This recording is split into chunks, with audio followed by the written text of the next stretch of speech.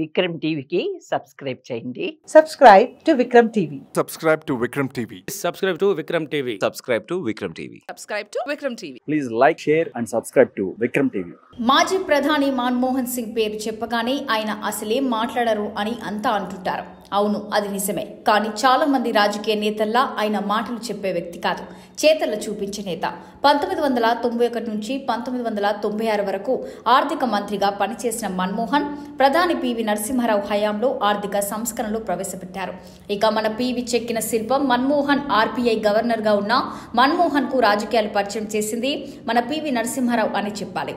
1991లో దుర్భర ఆర్థిక పరిస్థితుల నుంచి దేశాన్ని గట్టెక్కడానికి మన్మోహన్ ను రాజ్యసభకు పంపి ఆర్థిక మంత్రిని చేశారు. లిబరలైజేషన్, ప్రైవేటైజేషన్, గ్లోబలైజేషన్ పాలసీతో దేశ ఆర్థిక వ్యవస్థను గాడిలో పెట్టారు. ప్రభుత్వ సంస్థలు, బ్యాంకుల ప్రైవేటీకరణ ద్వారా నాటి సంస్కరణలు నేటి చిరస్థాయిగా నిలిచాయి. ఇంకా 1992లో పివి మన్మోహన్ సింగ్ కలిసి ప్రవేశపెట్టిన ఆర్థిక సంస్కరణలే ప్రపంచంలో మన దేశం తలెత్తుకొని నిలబడేలా చేశాయని ఆర్థిక నిపుణులు చెప్పే మాట. అలా మన పివికి గురువుకు తగ్గ శిష్యుడిగా మన్మోహన్ పేరు తెచ్చుకున్నారు. మాటలు లేవు, మాట్లాడేది లేదు, కేవలం తమ పనుతోనే సమాధానం చెప్పుకుంటూ వెళ్లిపోయారు. ఇక వరంగల్తో ప్రత్యేక అనుబంధం. వరంగల్తో మాజీ ప్రధాని మన్మోహన్ సింగ్ ను ప్రత్యేక అనుబంధం ఉంది.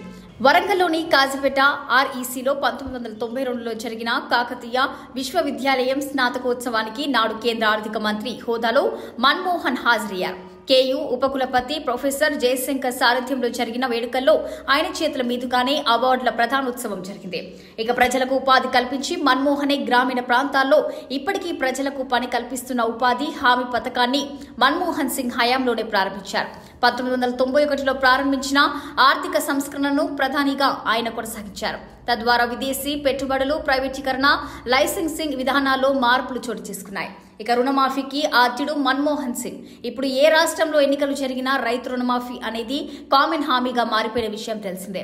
అయితే ఈ పథకానికి ఆద్యుడు మన్మోహన్ సింగ్. 2008లో యూపీఏ ప్రభుత్వం దేశవ్యాప్తంగా 3 కోట్ల మంది రైతులకి 72,000 కోట్ల రుణమాఫీ చేసింది.